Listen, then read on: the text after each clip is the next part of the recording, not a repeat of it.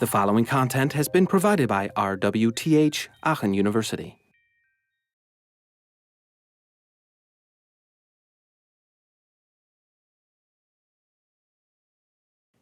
Just to give you an extreme example of physical constraints, they're called forcing functions. Forcing functions help you to avoid errors, like constraints do generally. And here's one example. As you go down in many apartment buildings in the US, as you get down to the ground floor where you can exit the building in the case of a fire, there will often be a gate to the basement that you cannot actually simply go through from this end. You actually have to open it, like pull it open, and then continue down into the basement. Why? Because it's supposed to keep you when you're like, all right, behind you, lots of fire, right? You know, danger, you're running down the stairs. It's supposed to keep you from just continuing down the stairs and running into the basement where you wouldn't be able to exit the building. Right? So that's a forcing function that keeps you from just running through here. You can still go through. You can open the door, but it keeps you from that simple walking through. Another example are seat belts. Seat belts will oftentimes do all sorts of things when you don't wear them, right? For example, when you don't put on your seat belt, then your car will start beeping at you, and then it will get even more annoying after a while. A forcing function, a true forcing function, would be if your car wouldn't even start if you hadn't closed your seat belt. Fortunately, nobody is doing that yet in car design. Why am I saying fortunately? Because their forcing functions are very, very strong measures in interface design. They actually will often create a burden on normal operation. For example, for a long time, one of the most precious accessories that taxi drivers in Germany had was a spare seatbelt buckle that you could buy, I don't know, on eBay or something, and that they would insert into the passenger seat buckle slot in order to turn off the alarm when they had a little package on the passenger seat that they were transporting, which was heavy enough to indicate to the car that there was a person sitting there, and which then meant that the alarm was going off. And if you have to drive a parcel from Hamburg to Munich with the alarm going off, then very quickly you will look for one of those buckles to solve that.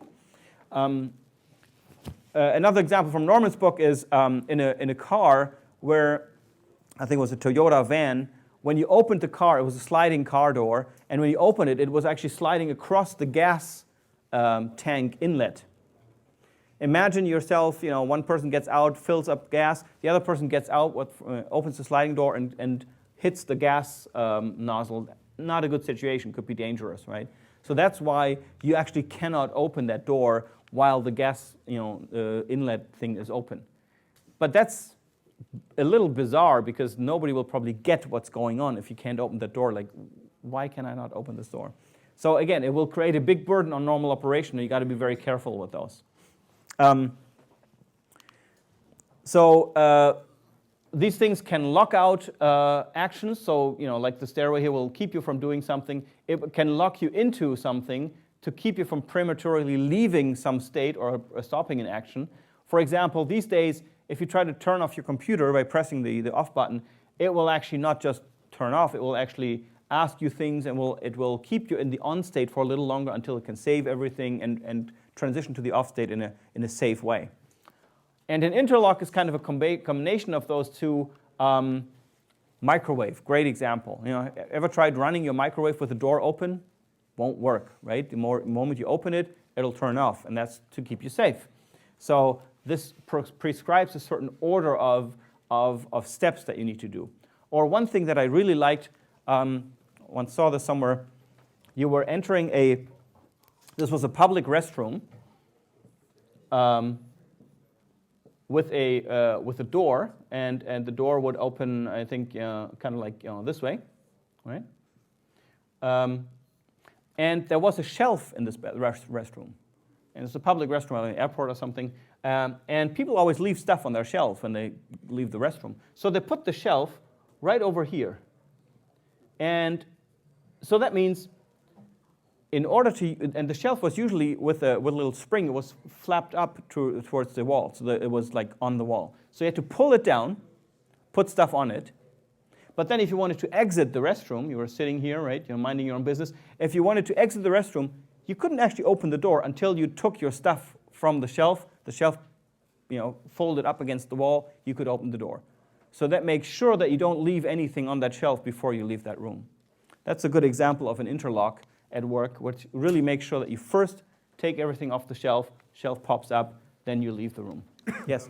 Are you sure checkboxes, do they really work? I mean, for me, it's like a single action, pressing the shutdown and then Right. no matter what the thing is showing. I think, are you sure? We have a whole half lecture on are you sure boxes and how they don't work. I totally agree. And this is maybe not a good example, the are you sure thing. Because what's really going on here is, even while it's asking you this, the real point why it's a constraint is just, it's not just letting you turn off the computer right away. It basically leads you through a series of stages that will make sure that that your data somehow gets stored, unless you explicitly, want to avoid it. But you are right. The are you sure boxes are an example of sort of trying to keep people from making mistakes. That doesn't really work because people habituate to those boxes and they just click them away.